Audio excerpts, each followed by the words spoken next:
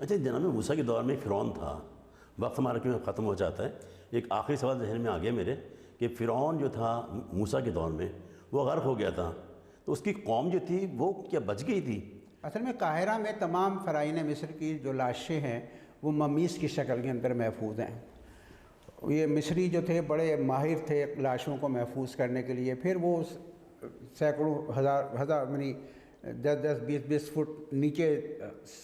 زمین میں تہخانے ہیں، اس کے اندر لاشیں محفوظ ہیں، اس میں مسالہ لگا ہوا ہے، لیکن ان ساری لاشوں کو ڈسکور کر لیا گیا ہے 1975 میں شاید۔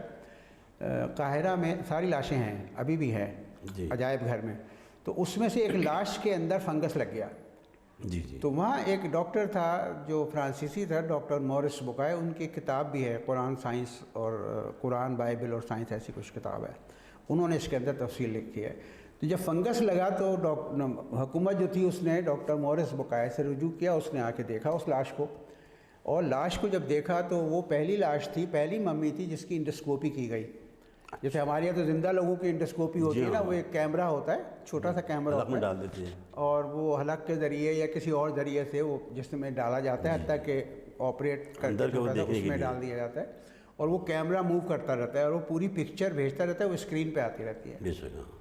تو وہ پہلی ممی تھی جس کا انڈوسکوپی کی گئی، اور انڈوسکوپی کے ذریعے یہ معلوم ہوا کہ اس کے اندر ریت کے ذرات بھی ہیں، اور اس کی بہت ساری چیزیں اس انڈوسکوپی سے ڈسکور ہوئیں، جو ہم شاید ابھی پروگرام کا وقت کم ہو رہا ہے تو میں یہ عرض کر دوں کہ وہ جب تو ڈاکٹر مورس بکائے نے خود چونکہ یہ سارا سسٹم کیا تھا، یہ سارا چیک کیا تھا، تو اس نے پھر یہ بتایا کہ یہ جو بھی آدمی تھا، جس پتہ نہیں کون سا فرعون ہے، لیکن یہ آدمی ڈوب کے مرا تھا، یہ پانی کے اندر ڈوب کے ہلاک ہوا تھا، کیونکہ اس کے اندر ریت کے ذرات محفوظ تھے ہزاروں سال سے۔ تو پھر یہ کہ یہ آدمی انتہائی خوف کی حالت میں تھا جب مرا ہے، تو قرآن میں اس کا تذکرہ ہے، ہم اگلی پروگرام میں کسی سے بات کریں گے، اور یہ بتانا مقصود ہے کہ قرآن میں یہ واضح طور پہ ہے کہ جب فرعون ڈوبنے لگا تو اس نے کہا کہ میں اب رب موسیٰ پر ایمان لے آیا، تو اللہ نے اس کے جواب میں کہا کہ اب ایمان لاتا ہے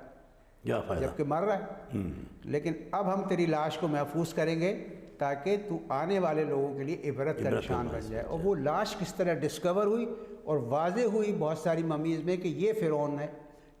جس نے حضرت موسیٰ کا مقابلہ کیا تھا، اور اس فرعون کا نام تھا رامسس II۔